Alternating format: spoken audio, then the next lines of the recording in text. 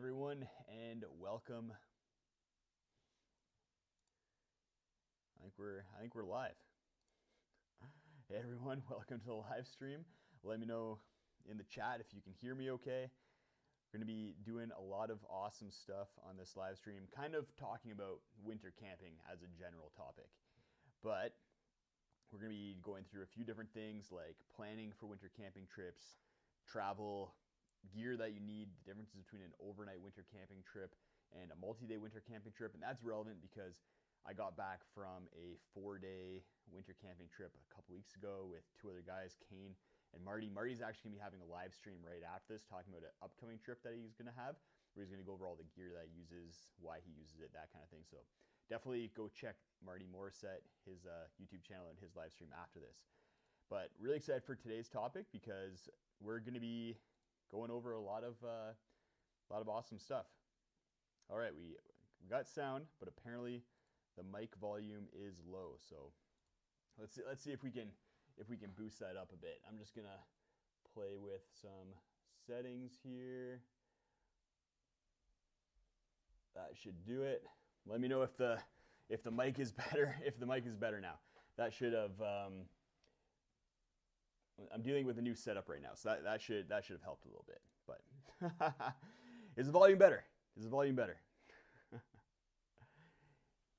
should be better. Okay. So yeah, I'm just a little update, I guess, as well. It's kind of needed. Still low, eh? Okay, let's bump it up even more.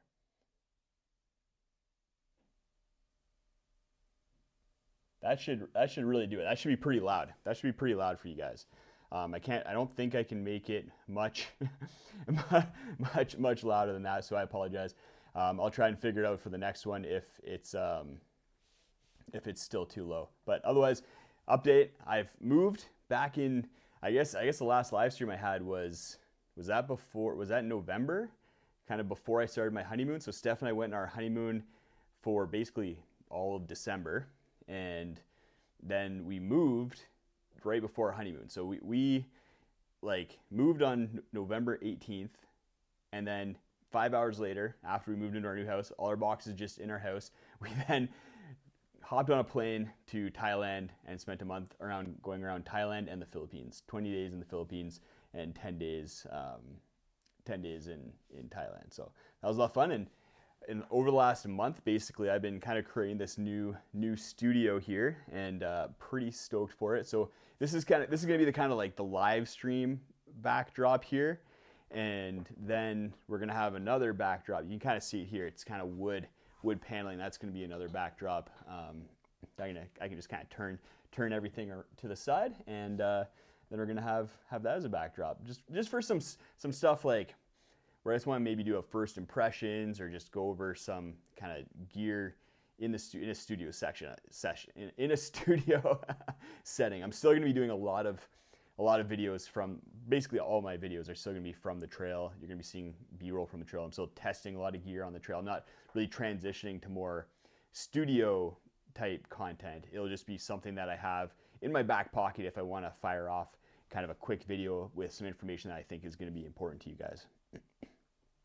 All right, so I'm here. I'm seeing that the sound is great. I have my laptop right down here where I can see all your comments. So keep the comments rolling in as we kind of go over all the different things. Like I said, we're gonna be talking about winter camping and particularly multi-day winter camping trips on this live stream. As we kind of go through all that, then you guys can kind of throw some questions at me. We'll talk about those questions. I'll answer them. That's, I guess, kind of how live streams and Q&As go, which is always fun. That's my favorite part about these, is interacting with you guys. Let me just check, see how many people we got going on right now. So we got, I don't even know where to see where people are right now. Yeah, I don't know how many people we have. We have 40 views maybe or something, 45 people in here, which is awesome. Welcome everybody. It's happy New Year. I'm pretty sure I haven't done a live stream since I moved. So it's nice to kind of be in the chat with you guys, talking to everybody again. Let's just see who's all in here. I definitely saw some familiar names.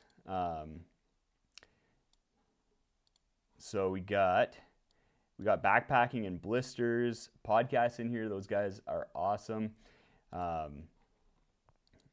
Scrolling up, we got Brian Adventures, Garrett, Nathan, Mark.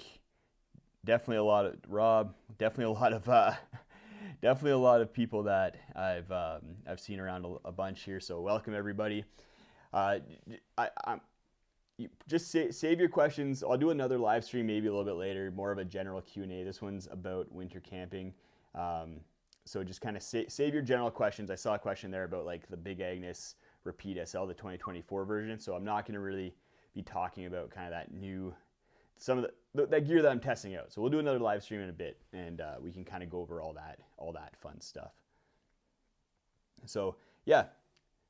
Let's go. Let's just start off with the first topic that I want to talk about was planning, because if you didn't watch the video, we did a 4-day winter camping trip where we used skis to traverse over about 50 kilometers, which is like 35 miles, I think, over the course of 4 days. The first day was a very tiny day because we got a late start. We started around like 2 p.m., 3 p.m., I think. So we were getting to camp in the dark. The next 2 days were bigger, like big days, definitely tough days. And then the 4th day was again kind of an easy day where we just had an easy downhill ski out into the car. Sorry for the cough. Hopefully that did pick up on the mic. And yeah, we did that trip as a three pack because it was a very challenging trip. There's a lot of logistics involved with just setting up a shuttle, and then a lot of safety issues that made having 3 people a lot better. I think I said this in the video, but I would not have done that trip alone. And not only because it was a winter camping trip, but because of kind of the extra level of difficulty, especially with the fact that it was a multi-day winter camping trip. And there's a lot of things that go into a multi-day winter camping trip that are much different than if you're going out solo. Part of that is the planning, part of that is the travel, part of that is the gear, and we're gonna be going over all of that today. The first one is avalanche terrain. We weren't really in avalanche terrain, but we were in the mountains, and you're always kind of exposed to avalanche terrain when you're there. We went through the bottom of 2 avalanche paths. There wasn't I track the avalanche forecast, I track the snowfall over the course of the entire winter, and there wasn't enough snow kind of in the higher elevations for there to be a run out all the way to where we were. So the risk was very, very low. That being said, we still took precautions, like we didn't go through the avalanche paths with all of us at the same time. We went one at a time, just in case if something did happen, then the other people are safe. And we did that in a few different spots, where there was a spot where it's pretty steep. It could have had like a little slide, little slough out, and someone would have gone for a little bit of a ride, and we made sure to go across that little slope one at a time. So avalanche terrain, definitely nice to have 3 people, and makes things a little bit more complicated when you are on a multi-day trip, because you're going to be far away from help. You can't just like, if something happens, then you're probably having helicopters come with help, and it's just a little bit of an added risk. The other big thing with planning when it comes to a multi-day trip is the weather.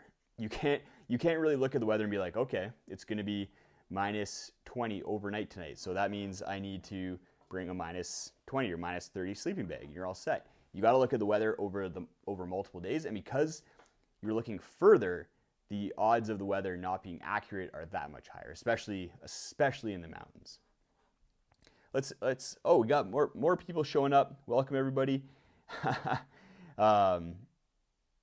Let me know if the quality is good, because I think I'm getting a notice from Amazon that the quality isn't good, but you guys let me know. I'm using my regular kind of filming camera, so the quality should be pretty good. I'm gonna go grab some water and try not to cough into the mic, because my throat's a little dry right now.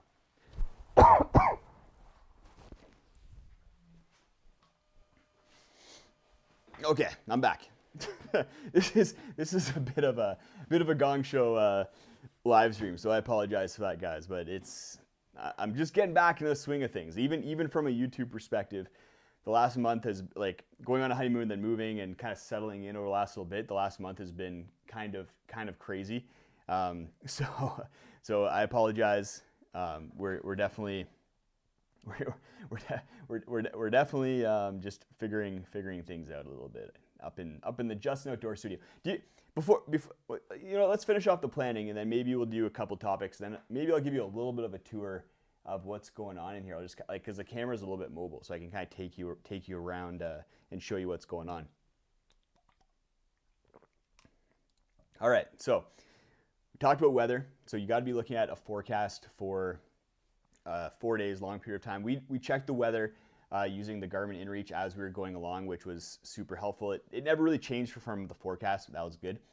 But you have to be prepared for basically the coldest weather that you're going to encounter. If it's going to be like freezing for 1 or 2 nights and then minus 30 another night, you got to be prepared for that minus 30.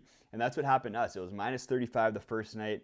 It was about minus 15 the second night, and then about minus 5, minus 10 on the third night. So it warmed up quite a bit over the course of the trip, but we had to be prepared for minus 30. That means we were carrying a lot of extra gear that we wouldn't have carried if it was only going to be, if we were only doing an overnight at like minus 5. So that's a consideration and something that you got to keep in mind and build in a buffer for. Like, especially if it's a later like a trip that's where the forecast, you're looking at the forecast and that cold night is later in the trip. Like if our third night was minus 35, I would have been much less confident that the forecast was going to be right, and I would have been like, maybe it's going to be minus 40, maybe it's going to be minus 45, and I would have built in quite a bit more buffer into my sleep system and into my clothing system in order to address that. And that's we'll go over that like during this live stream. There's a lot of topics I want to talk about. One of them is the gear that the extra gear that I take on a multi-day trip versus an overnight trip, and even kind of just how I stay warm on these kind of pretty cold winter camping trips. My layering system, that's not something I really went into in the video or in the gear list. So I'll talk about some of my clothing. Got a little piece of down on one of my pieces there, so that's always fun. So the other two, so we just went over kind of the planning aspect.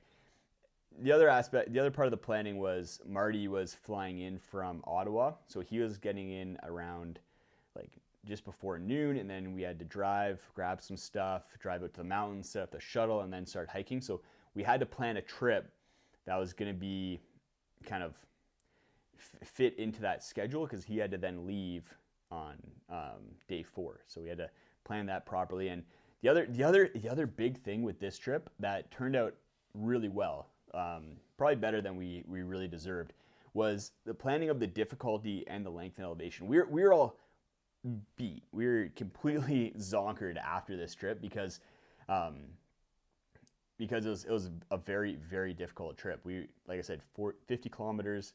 We had a bunch of elevation gain. We were breaking trail a whole bunch. We had heavy packs.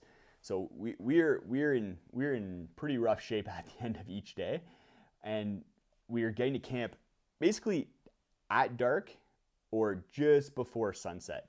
So we managed to time it pretty well, where we had just enough daylight and we were kind of just at the limits of our physical capabilities for this trip.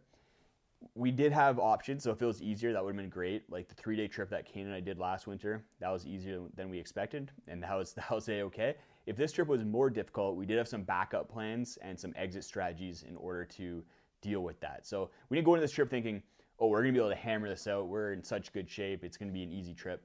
We had backup plans in case it ended up being harder than we were capable. And Marty even mentioned in his video that there was a time on, I think it was day 2, where he was like very close to asking us what the bailout plan was, and we would have taken that. We had bailout plans. I don't know if Marty was aware that we had bailout plans, but I'd thought about them and chatted with Kane a little bit about them as well. So we had those bailout plans. If you guys have any questions about planning, drop them right now. If you put question in all caps, that really helps me kind of identify the questions that you guys might have. So let me take a look at some comments here. See, Backpacking Blisters podcast. I'm sure that's Carl on there. This is not a real tree. You can see that it's a fake tree that I haven't even really unpacked yet. I haven't like pulled the branches down or anything like that. So it's pretty good though. Like I'm looking at it right now, and I feel like it looks like a pretty real tree. But I'm in a basement right now. I have one big light kind of on that wall. I'll show you that. I'll show you guys that when we do a little studio tour in a bit. But no trees would get enough light down here in order to survive. The big Agnes mattress. All right. All right, let's take a look at some comments. So Garrett's wondering about gear, so we'll talk about gear. Save that question for a little bit later here. One of the things that people kind of ask about is how low can you go basically with planning trips in winter camping, and that's going to all come down to your own personal preference as well as slowly kind of building up to it. I recommend, if you want to get into winter camping, I recommend the first place to start is your backyard or like a car camping trip. That way you can kind of test the gear that you would bring on a backpacking winter camping trip and see how it's going to perform, see how comfortable you are in different conditions, and get an idea of what it takes to be comfortable at those lower temperatures. That's how I started out, and then I slowly kind of went out in colder and colder temperatures, kind of starting in that just below freezing range, getting colder, colder, colder, and kind of increasing my confidence and building my experience with staying warm at those different temperatures and what gear I needed. So I basically started with like layering sleeping bags together. So I had a synthetic sleeping bag and then a down sleeping bag that I put inside of it, and that's what I brought as my winter sleep system. And I put my summer air mattress on top of a foam mat, on top of some reflective mat, on top of another foam mat, and just layered all that up in order to get sleep bottom insulation with a good R value and good ground insulation. So that's how I started out, and it worked well. I was able to get down to about minus 20 degrees Celsius, which is like minus 5 degrees Fahrenheit, 0 degrees Fahrenheit, which is pretty cold. Like for most people, that's probably going to be no problem for your winter camping trips. and that might be all you need. But then I started getting more into kind of the gear aspect, and as I improved my summer camping gear and backpacking gear, I was able to kind of improve my winter stuff as well. Especially once I started a YouTube channel, I was able to start getting some free gear like the Polar Ranger sleeping bag, and that allowed me to really start pushing the limit. So if you're willing to invest in gear, you can get super low. You can probably get down to minus 20, minus 30 degrees Celsius with just kind of adapting summer gear and maybe investing in a few key pieces. But if you want to really get down to like minus 40, minus 50, then you're going to have to be investing in some like expedition level gear. And all the guys on this trip, Kane, Marty, and myself, we were all using like high-end gear. We all had Polar Ranger sleeping bags from Thermarest. That's my favorite winter sleeping bag. A lot of great features with it. And then the other two guys were using X-Therms, and I was using the Nemo Tensor Extreme. If you watch that video, then you know that I have a couple thoughts about the Nemo Tensor Extreme and its reliability. I do think there's some issues maybe with the Mylar film and the new like truss baffling system that they have. I've emailed Nemo about that. They're looking into it and they're going to get back to me. They're doing a bunch of tests on it. So I was cold the first night, warm the next two nights. I've been warm at minus 35, minus 30, cold at minus 30, minus 35. So who knows what's going on in that scenario, but hopefully we can figure it out and I can get a review out for you. Because right now I don't really want to put out a review video of the Tensor Extreme until I have kind of all those pieces put together. Mark, 50 degrees Fahrenheit for hello, great place to start in Arizona. Yeah, I love Arizona, but it does get cold. The first time I went down to Arizona for a trip, it was in January, I think like two or 3 years ago, and it got down to about minus 8 degrees Celsius. Like what's that, like just below 20 degrees Fahrenheit. It snowed, freezing rain, ice. It was basically winter, but in Arizona. It was crazy. I left Canada and got more snow than if I had stayed here. Brian asked, do you know if the Nemo Tensor All Season has the same baffle structure and could suffer in the same way? So the All Season and the Trail, if you have, so Backcountry Exposure, Devin over on that channel, just did a great overview of the new Nemo sleeping pads. You have the Trail, the All Season, and the Tensor Extreme. And he has a great overview. So definitely go check that out if you're interested in any of the Nemo sleeping pads. But he goes over that, and the Trail and the Tensor All Season use a very similar system to the previous generation. It's the Tensor Extreme that has the new system in order to have 4 layers of the reflective material inside of there.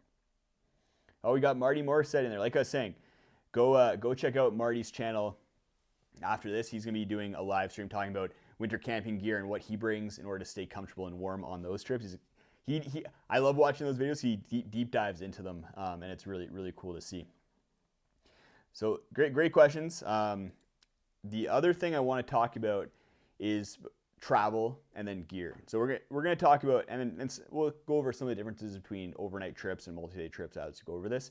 And then maybe in between travel and gear, I'll give you a little bit of a studio tour here, show you what I have going on in the new studio Justin Outdoors basement. And yeah, I'm pretty excited about it. It took me a long time, and my father-in-law's help to get this all set up. So if you're watching, shout out to Malcolm for helping out with the studio. So with travel, I get a bunch of different questions around this, but the big one that I get is, why skis and not snowshoes? Why don't I like using snowshoes as much? And Kane went over this in a video recently. He had a great explanation. It's basically that snowshoes are fine, snowshoes are great, but with most skis versus most snowshoes, you're gonna get more float on skis. You're gonna be able to move faster on skis, both uphill and downhill, unless it's very steep. And you're overall like gonna have a better traveling experience. It's very difficult, even with a bunch of people making a trail, to cover a lot of distance on snowshoes. It would have taken us like a full week or two to do the same trip on snowshoes because we would have been moving that much slower. With skis, that first person is really breaking a great trail, and the amount of work for the second and third person is nothing. Like, you get such a good break when you're third in line in like on a ski track. You're basically doing no work. So we were able to kind of switch out with skis who was breaking trail, and then that made the entire trip a whole lot easier. Snowshoes, they have their place. I like them if I'm going up like really steep terrain that's really side slope. Skis don't do quite as well on that. Or if I'm like having to maneuver around a lot of trees and deadfall.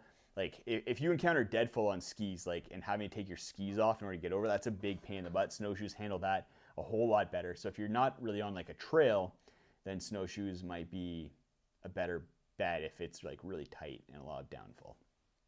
Like, the other thing is, like, snowshoes are a lot more accessible and cheaper. So skis, a full ski setup like we were using on this trip, where it was an alpine touring setup where you had like a special like ski boot like this one that I have here, with pins in the toe that connect to the binding, and then pins in the heel that you can release so that you can just rotate on the ski like a cross-country ski on those toe pins. And then when you want to go downhill, you lock in the heel and you can ski normally. So this is a great system, but it's very expensive for the specialized ski boot, ski bindings, and then you use kind of like downhill skis, but you also need skins as well. So it's definitely a bigger investment to get a full alpine touring setup.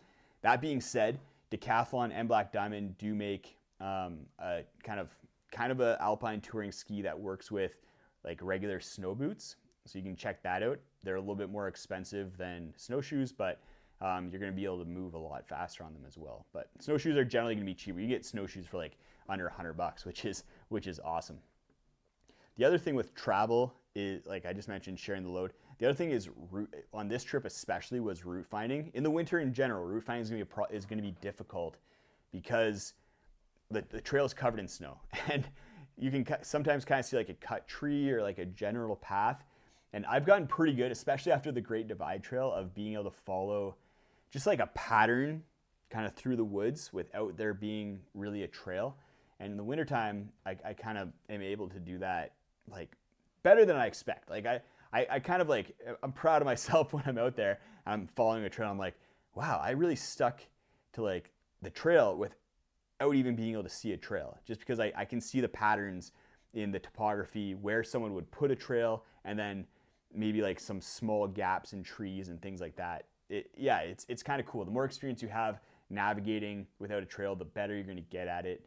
And it just takes practice. But like, I used my Garmin Enduro 2. This isn't the Enduro 2, but with that watch, I can have topo maps on the watch and then upload a route to it, which I did for this trip, and then just follow that. So I can just look at my watch every 3 seconds, 5 seconds, make sure I'm on track if I need to. If I'm not able to kind of use my instincts, I can just follow the trail based on my watch. It's a lot better than having to pull out my phone, open it up, look at the map, burn battery, especially in the cold. It's just a much bigger pain to be trying to navigate. And just having your phone out, like I'm using 2 trekking poles as I'm going, being able to have my phone in one hand, that puts me really off balance, especially on snow. So having a watch with mapping, I think is one of those things where if you're going to do a lot of winter camping, is probably something to invest in. I've been neglecting the chat. Let's go take a look at the chat. If you have any questions, drop them in here, especially when it comes to travel, which is what we're talking about right now in winter camping. Let's me run through. So Tesla Prince, you're testing out the Tensor Extreme. Nice. Let us know how it goes. Nathan, how do you plan for temperature fluctuations in the winter? You can get one night 15, the next night 40. So like I was saying earlier, you just plan for basically the coldest temperature that you're going to encounter. That's all you can really do, especially like on a multi-day trip. If it's going to be like, even if it's going to be minus 40 one day and then freezing the next day, you got to plan for that minus 40 day. Otherwise, the worst case scenario, you freeze to death, right? So yeah, you got to be planning for those coldest temperatures. Nathan again, have you ever had cold problems with the Thermarest X-Therm? I use mine in 17 degrees and could feel cold on my hip. I'm a side sleeper. So that's a great question. I haven't, and in my experience and based on my conversations with some people who know insulation really well and R values, anything like in that 7-8 range, like what you see with the X-Therm and the Tensor Extreme, you should not be feeling any sort of cold coming. Like you shouldn't be feeling any cold. You shouldn't be having like really that much heat loss going to the ground to the degree that you're feeling cold with that level of R value. So something else is happening if you are. Either the insulation is compromised in some way, the pad is faulty, or what I think is probably happening with you, and this is probably the case with the majority of people who feel cold on a proven pad that's warm, is that you're deflating the pad quite a bit in order to get comfort. And with the way that most of these pads work, the R value is maximum at 100% inflation.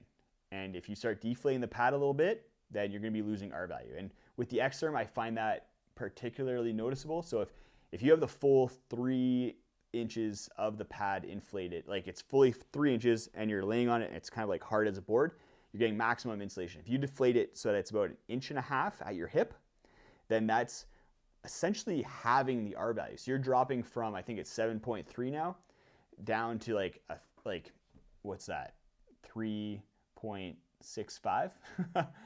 That's a low R value. Like that you'd be cold with a 3.65 R value if you were sleeping on snow.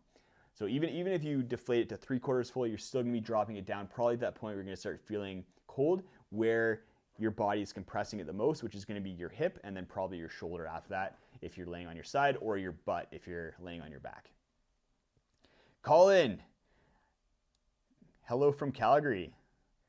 I think if this is the Colin that I met today, it was great. It was great meeting you and your son. It was awesome. I love meeting people who watch the channel in the wild, and yeah, Colin said some really nice things. It was a lot of fun to meet him. High-end snowshoes were cheaper than cheap skis. Yeah, Super Duty Explorer, you're right. Willie, question. Hi from Norway. How many days will your next winter trip be, and where? So we did 4 days on this trip. My max before was kind of like a long 3 days. I'd done 3 nights, but I wouldn't really consider it like a 4-day trip because I slept like at the trailhead that first night on a winter camping trip. I'd love to do like a 5 to 7 day winter camping trip. That's a big commitment. That's a lot of time to be out on trail. So we'll see. We'll see. We got Evan here. We got Joshua, both channel members. Welcome, guys. So sorry, Joshua. I just gotta throw these live streams up sometimes. Today was the morning of. Life has been so busy recently that it's hard to plan them. So yeah, just did the live stream. Decided to do it today. I was gonna do it last week, but didn't really get around to being able to do it.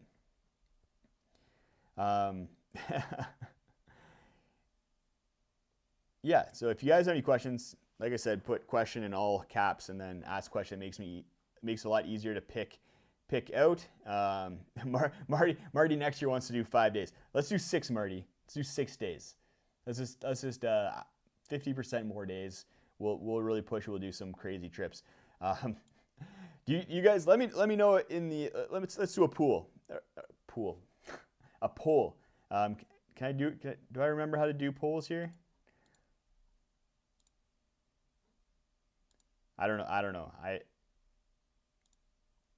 I'm using my laptop, which is like a little crappy laptop. So what do you put, Mark? What do you put on your feet in the sleeping bag?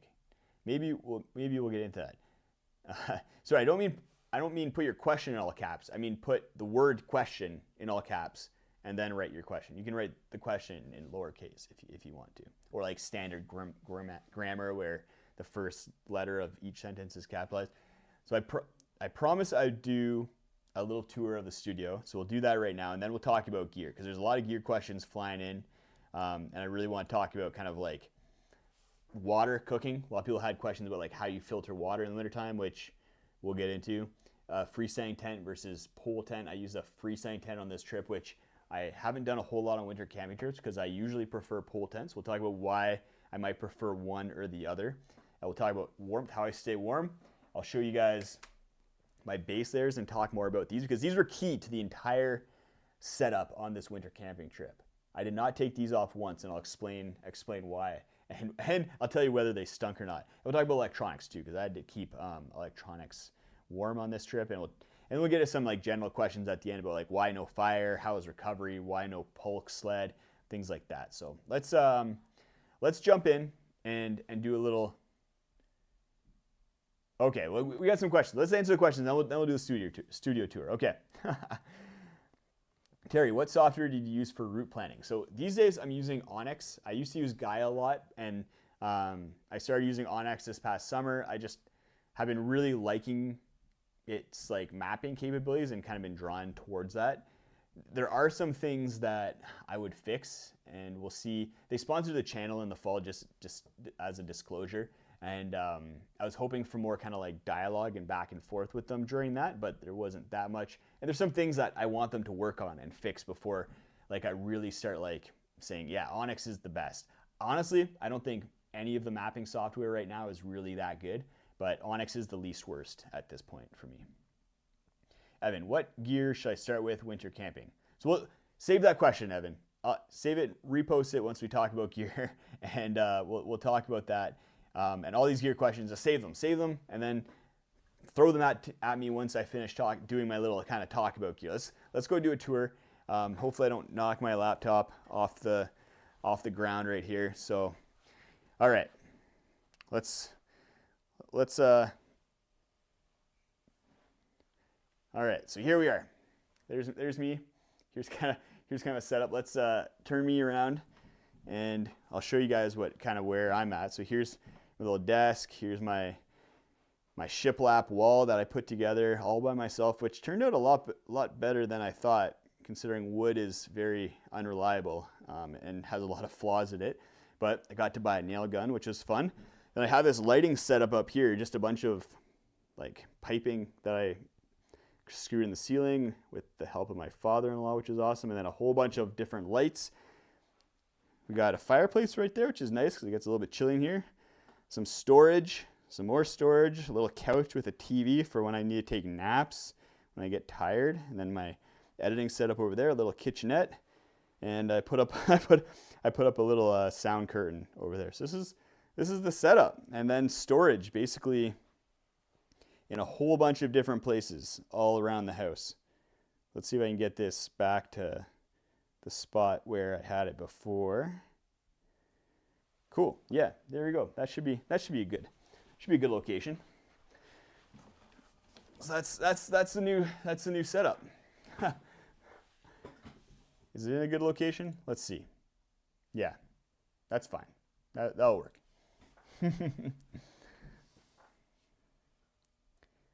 If you guys are going to switch to Onyx, I'll leave a link in the video description to this live stream, and you can get 20% off, and I get a kickback. And if Onyx sees a bunch of people subscribing through my link, then they'll like me more and maybe give more money to the channel so I can, I don't know, maybe buy more storage or put some art on the wall or something like that. Maybe buy a new couch, so I'm not using the same couch that I've had for 10 years now. So that's the studio. I'm stoked on it because I love having like a little bit more of like a professional space to do these live streams, to talk with you guys, do that sort of thing, and then talk about gear. Like I have that big work table that I'm on right now. So if I want to do like a first impressions of a piece of gear, or just kind of like run through some thoughts on something quickly, then I can do that here. Like I might, like the FlexTail Zero Pump, I have a lot of thoughts about that, but it's a lot of work to like go film that in the field just for like that little video. So something like that I think would be perfect for the studio, where it doesn't need it doesn't need like a full 10-15 minute video, but I can just fire something off like 4 or 5 minutes long that really covers that product, and you don't really get a whole lot by a video like that being filmed in the field, I don't think. Super Duty Explorer, can you get Onyx maps on a Garmin watch app? Yes, you can. So it's not as easy as with Gaia, but you basically, I basically do it on my computer, where I export the GPX file and then import that onto the Garmin Maps system. Joshua, after watching, I'm taking my wife hot tenting for the first time this weekend.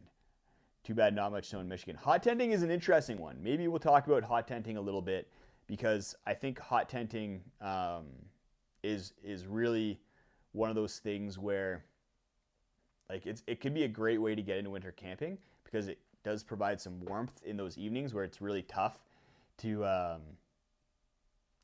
stay warm. And I'll show you guys some of the stuff that I use to stay warm in a second. But yeah, it's just expensive. That's the problem with hot tenting, I find. So yeah, for the most part, I don't hot tent a lot because it's a lot of work and it's expensive.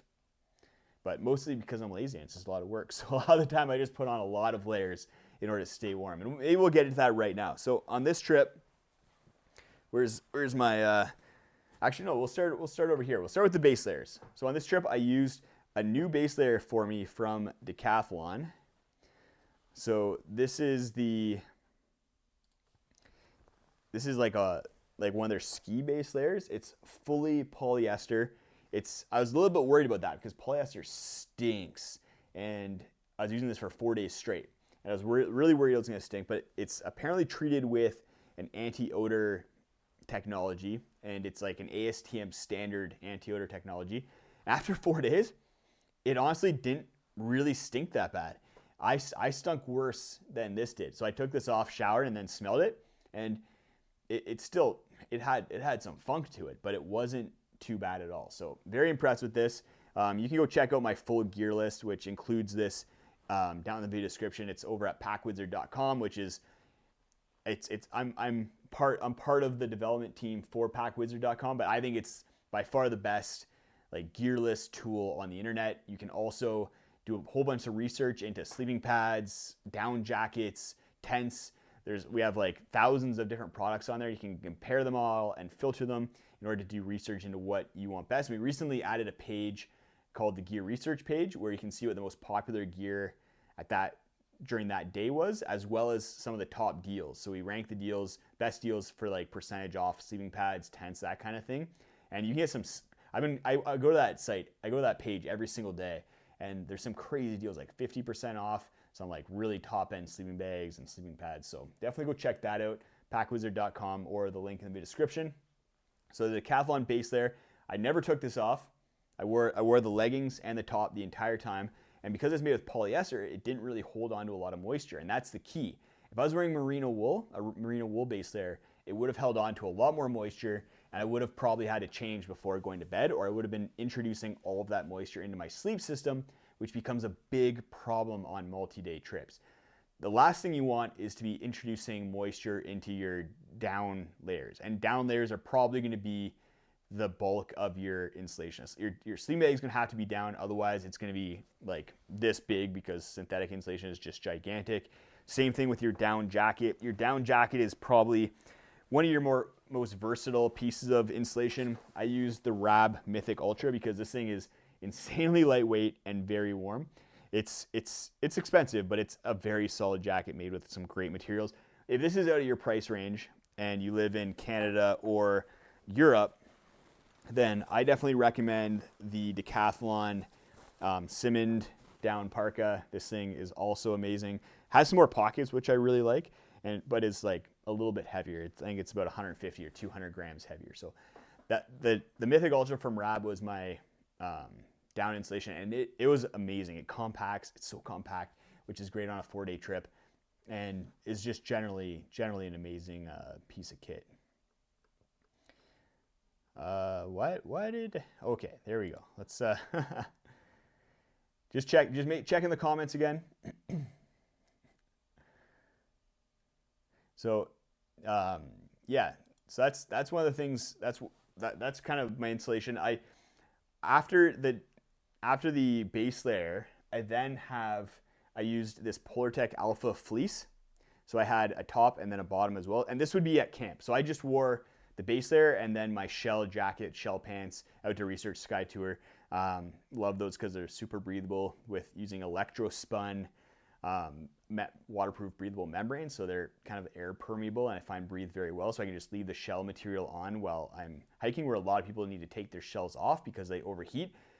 That's why I stay away from Gore-Tex. I overheat in Gore-Tex. But once I got to camp, I would just put this on, top and bottom over top of my base layer, and then put fleece pants on over top of that, as well as a fleece sweater. And then I'd put on my down pants and down jacket, and that kept me warm, static, around camp, down to about minus 35. And then on my feet, I did a similar thing. I would a Polartec Alpha sock, and then a fleece sock, and then I'd have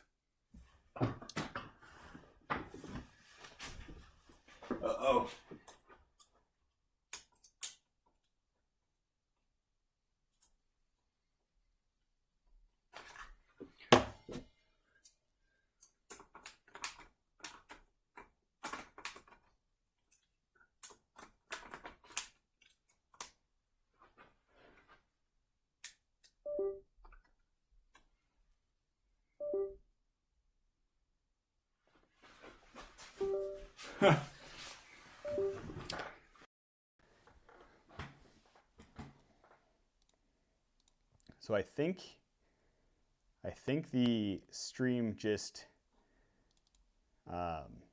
stopped for a bit. Sorry about that. Let's see. Yeah, the stream. I ran out of battery. I wasn't keeping an eye on the battery. Sorry about that. Now we should be back now. I changed the battery. I kind of anticipated this because I wasn't sure how long the battery lasted. I thought it'd be an hour, but apparently it's about 40 minutes. So, so the sock. Okay, the socks.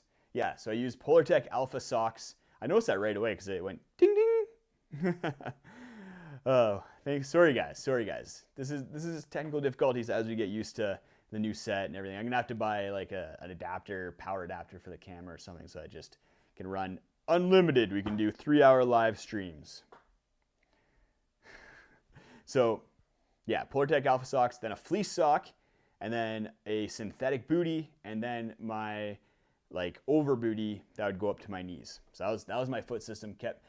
Feet are tough. Feet are tough to keep warm, especially if you're standing on snow, because you're compressing that insulation under your foot. So something that I found really useful is to bring a foam mat, so that when I'm sitting on a foam mat, I can then put this under my feet, and it keeps my feet a lot warmer. So last year, Kane and I were out, and it got down to minus 30, and my feet were very cold. I had to put hand warmers inside my booties in order to keep them warm. On this trip, I was toasty warm the entire time, even on the minus 35 day. So that's kind of my clothing system. Something interesting that I think people will be curious to hear about with gear is my socks. These are Descent socks. I've been using these for, I don't know, 10 years now. It seems like a lot. It has Steph's hair all over them from the dryer. But these are compression socks, and I find that what makes them special is that I don't get blisters with them because they just kind of lock on my foot, and I don't have any rubbing. A lot of the time when I'm ski touring, my feet are sweating a lot, and I do get blisters, but not with these. The other important factor was with my foot system was a vapor barrier. So I had oven turkey roaster bags that I put on over my foot, and then I put these socks on over top of that. and then that acted as a vapor barrier so that I wouldn't get foot sweat into my socks and my boot. Because what you don't want is sweat getting into this liner of the boot and then freezing overnight, because that makes the boot impossible to get on, and your foot's going to be a whole lot colder. So the vapor barrier helped with that. My vapor barriers broke on day 3, so day 4 I didn't have them. So if we were on a longer trip, I would have started getting into trouble with that. So I should have had some redundancies, but I'm testing out some new options for vapor barriers for my feet. I have these like medical over boot blood proof liner things that should be more durable and might work really well. So I'm testing out those. I have them coming over from China. We'll see what those are like. I'll definitely keep you guys updated on that. It's like boomers on Zoom. No, if it was boomers on Zoom, you'd be getting like a nose up view of me from my iPad. Sorry boomers. I get a lot of boomers getting mad at me because of I take my boomer parents hiking videos, but I love boomers. You guys made us who we are, and us millennials, and hopefully pay for all of our therapy. I was wondering why our mom always put bread bags on her feet, then boots. So part of that, Mark, was maybe vapor barrier, but primarily I know when I was a kid, my mom would do this, and it was because boots weren't really waterproof back then. So it would add a waterproof layer to your boots so your socks weren't sopping wet. Let's see what else I had that I wanted to talk about here. So with gear, water cooking. So people ask about filtering water. In the wintertime, you don't really filter water, at least up here in Canada where the water freezes because it gets so cold. So what you do is you bring a big pot like this. It's a 2-liter pot. You fill it with snow. You add a little bit of water that you've saved because you don't drink all of your water. And then you take your stove and you melt that snow into water. And that's how you create water. You have to constantly be adding more snow into the pot because I think it's like a 10-to-1 ratio of snow to water that you need. So you have, as the water kind of melts down, you just keep adding more snow to it, and eventually you have 2 liters of water. And it's a great system. It just takes a lot of fuel. So on this trip, we use liquid fuel. So this is white gas, and you just fill up this bottle. You add this pump to the top, and then you hook this pump onto this stove. This is the Whisperlite stove. And liquid fuel is great because it works at very, very low temperatures. Canisters, I find, start to fail around -10 to -20, depending on how full they are. And then after -20, they're basically no good. Even if you're using an inverted canister stove, unless you're only using it for like 1 day, because then you just burn off all the propane and then you're good. But if you want to be going for 4 days, then you want to be able to use the entire capacity of your canister, and you won't be able to do that if you're just burning off all the propane. That's because, to get technical with you, propane has a boiling point of -40, so it's still a gas at -40, whereas the isobutane, I believe, has a boiling point that's like -5, -10, somewhere around there, I think. So it's gonna need to be, so as a blend, it works when it's colder than that. But once you burn off all that propane, then you start getting into trouble. So this is the system that we use for making water in order to stay hydrated, as well as like put water into our freeze-dried meals for food and stuff like that. And all of us had our own cook system because we wanted redundancy. And that's a big thing on a trip like this, is you want redundancy and you want the ability to repair things. So we all had stoves, and to be honest, I'm not great with liquid fuel stoves.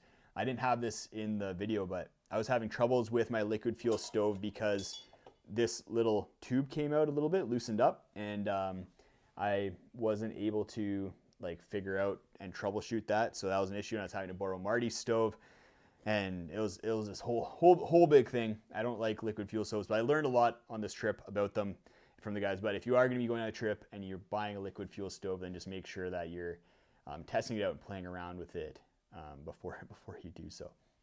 The other thing, freestanding tents versus pole tents. I usually like a pole tent, like the Ultimate tent from Hyperlite or the Megalite from Black Diamond, because you get a lot of space for the weight, and it deals with snow very well, it deals with wind very well, and it packs up really easily because you just kind of shake out all the snow and the frost, and then you can pack it up. But a freestanding tent is nice when the snow is very unconsolidated. So on this trip, because we were going right at the end of a cold spell, all the snow is really like frosted, which means it's kind of like very crystally and sugary, which makes it very hard to like compact down and then set up your tent on. And we had some issues with this with the freestanding tents that the other boys had. But for me, I had the non-freestanding tents that the other boys had. But for me, I had a freestanding tent. I would just kind of throw it down, not really worry as much about whether the snow is fully compacted. So that's a big benefit of a freestanding tent. They're also usually a lot more compact from a footprint standpoint. So I was able to kind of squeeze into some nice spots with that. Yeah, there's some other benefits, but those are the big ones. And I really enjoyed the tent that I brought on this trip. It did a lot better with condensation than I thought it was going to, and like frost buildup. It was very lightweight, and I'm very confident that I could stake it out in windy conditions and have it really locked down. So, and it was spacious enough for one person. So yeah, I'm excited to keep using that tent long term. So gear, we talked about that. Warmth, electronics. If you have any questions about gear, now is the time. Drop them into the comment section. Put the word question, all caps, and then write your question in lowercase after that, and I'll get to them in the comments. Electronics, basically just everything on our person. So like if you're looking at this down jacket, I'd have my phone, electronics in there, or on the inside or in the hand pockets when I'm around camp, and then in my chest pockets on my jacket when we were skiing, which is very, very easy to do and a great way to keep things warm. All right, questions. Welcome back. Yes, thank you, Joshua. Joshua, question, what about your hands? So for my hands, when I was skiing, I used these gloves from Decathlon. Decathlon just makes some really good stuff. Like it's hit or miss, but I've tested out and used almost all of their things at this point. Between their running gear, their camping gear, hiking gear, backpacking gear, you get a lot of options. So this is nice because you get a kind of thin synthetic glove that you can use. And then if it starts getting cold, you have this little insulated windproof flap that you can pull up over top of your fingers, and it gets them nice and toasty warm. So I've used this a lot in the morning times before my hands have warmed up, keeps them toasty, or in the evenings as the temperature starts to drop before you get to camp. And they're thin enough that my hands don't overheat when I'm skiing, but then I have the warmth to be able to get down to like -30, -40 without my hands getting cold. So that's a great system. And then around camp, I just use thin kind of synthetic gloves. So I have some dexterity for when I'm dealing with the stove and stuff like that. And then I have a synthetic puffy glove over top of that when I need to stay warm. And then I have an over mitt that goes over top of that if I really need to stay warm. Between those three things, my hands are toasty warm, even when it's like down to -40. But the key is, like, I find with hands and feet is synthetic insulation, because that's where I produce the majority of my moisture. And like I said, you don't want to be getting moisture into your gear, and you don't want gear that's going to hold on to moisture. That's why most of my gear is synthetic, and I really protect my down a lot. And I avoid merino wool because it holds on to so much moisture. All right.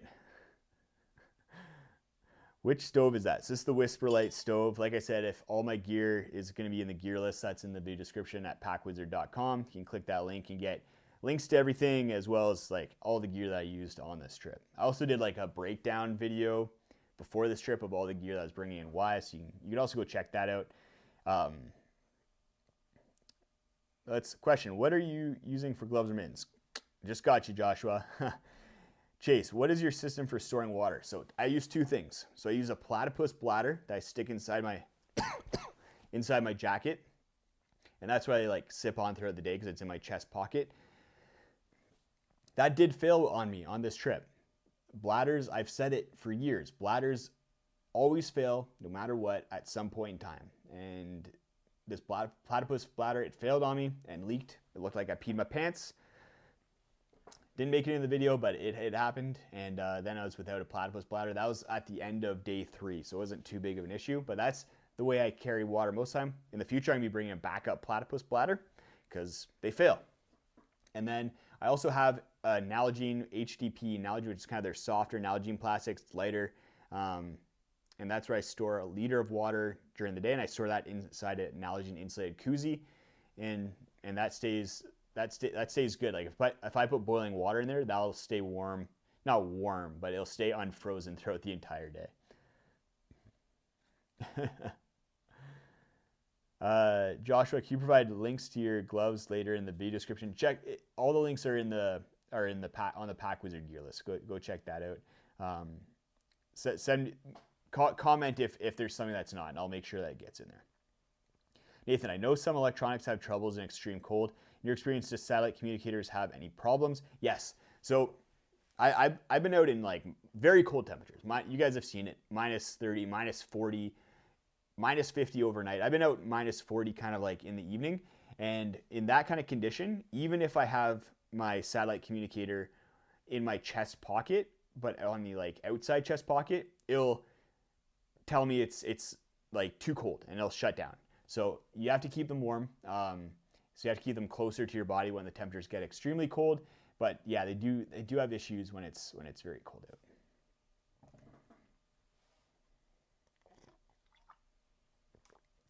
out. Counterfeit. Why did you use the RAB campsite jacket over the decathlon equivalent? So partly I was testing it out, but I figured this trip was particularly good to test it out because it's lighter and more compact, and space and weight were at a premium on this trip. So I wanted something that was going to be as lightweight and as compact as possible while still being as warm as the decathlon. So even though it costs like 2, maybe 3 times as much, it is lighter and more compact, and that's what I prioritize. And if you're going on a lot of winter camping trips and you're trying to be lightweight, then that's the route. Excuse me, that's the route that you're gonna want to go with.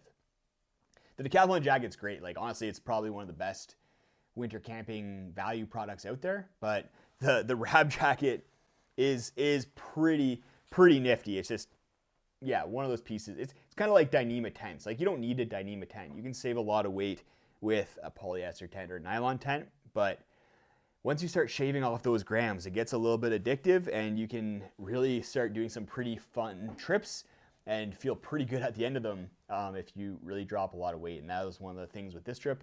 I was also worried that I was going to be the weak link like between Marty and Kane when it came to fitness, so I really wanted to drop a lot of weight before, a lot of weight for my pack, so that I was working less hard on the uphills and breaking trails. So that was a big consideration for me. So I tried to go as lightweight as possible. Luckily, my experience with ski touring and winter camping kind of really paid off. Like I've been ski touring for 10 years now, so I move very efficiently, and that really helped me out not fall behind on this trip and just be like huffing and puffing the entire time. Joshua, do you have any interest in doing a fan trip like Dan Becker or Eric Hansen? I love meeting fans. So yeah, drop questions, guys. Drop questions. Let's open the floor for a little bit here. I love meeting fans. I like meet you guys on the trail all the time, especially here around Calgary.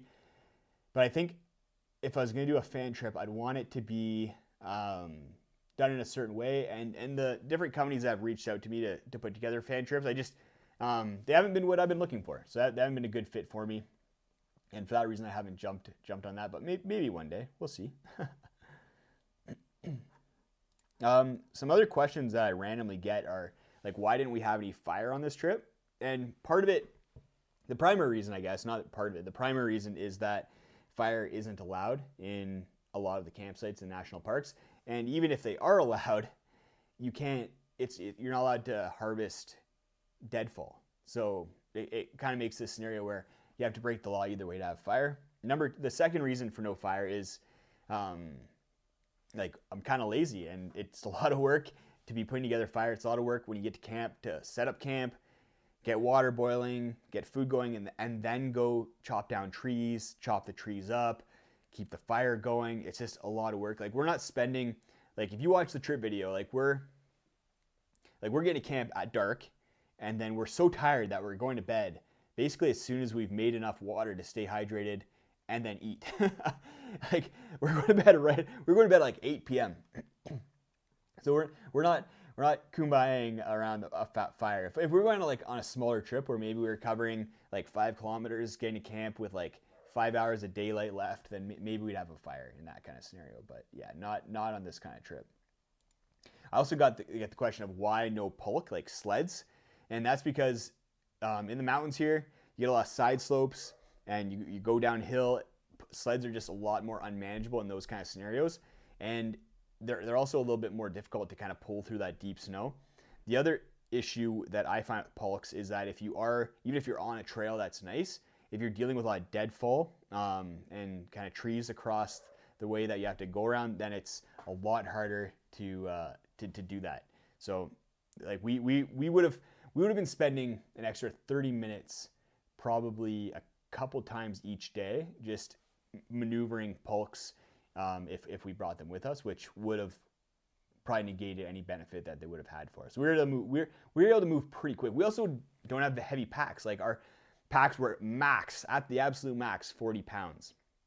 And I find Polks aren't really necessary until you're getting like above that 40 pound mark, probably in like the 60, 70 pound range.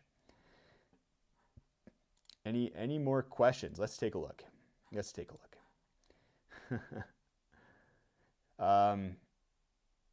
Joshua, favorite ski touring setup for backpacking. So boots. I really like my setup, but boots are going to be tough because you have to get something that fits your foot. This is not my first choice for boots, but it's the one that fit my foot the best. I love Scarpa boots and they fit my foot amazingly, but not all Scarpa boots. So definitely just go get boot fitted.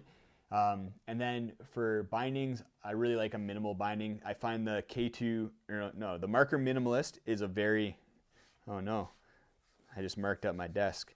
I find the Marker Minimalist is a great lightweight, kind of proven at this point binding that's also relatively affordable. And then I use the K2 Wayback skis. They're good all-arounder ski, also affordable. So that's a great little setup. And Pomoka skins are phenomenal. Pomoka they're an investment, but they make phenomenal skins. Ski goggles, not really consideration. We weren't going to be dealing with a lot of wind, and that would have been the only thing that would have made ski goggles kind of mandatory, is if we're in area like in the Alpine with heavy blowing wind. We would have needed ski goggles in order to protect our eyes from that, but not on the show. We didn't.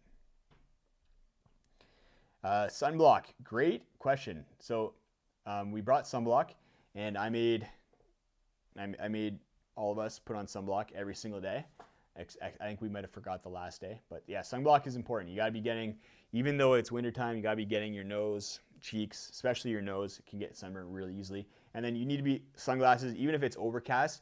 I've been out and I've forgot to put my sunglasses on, and it's been overcast in winter, and my eyes were like burning at the end of the day because they got a little bit sunburned. So always wear sunglasses. I really like transition lenses, photochromic sunglasses in wintertime, because even if you're transitioning from like shade to sun to shade to trees, or it's cloudy, then it's going to adapt and you're going to be good. So that's what I enjoy, is the photochromic. Garrett, any trails or hikes in provinces you hope to do? I'm hoping the long traverse Newfoundland. Nothing right now. I got some stuff coming up, but you guys are gonna have to wait 2 more weeks. We'll do another kind of general live stream, and we'll do some big announcements. Good night, Mark. Counterfeit, do you have any shorter winter day hike suggestions for around Jasper? I don't really know Jasper, so sorry. Dennis, any plans to do some hiking in the Adirondacks one day? Maybe I'll visit Marty. We'll do some Adirondack, some 80K trips, but I'm more likely to go out and visit Marty and do a big canoe trip. I grew up canoeing and whitewater kayaking, so I'm very familiar with that kind of trip, and I'd love for Marty to try and push my limits and test me a little bit, see if I still got it. Super Duty Explorer, what's the biggest water carry you were forced to do? So we only carried 2 liters at a time on this trip. Yeah, so it wasn't too bad.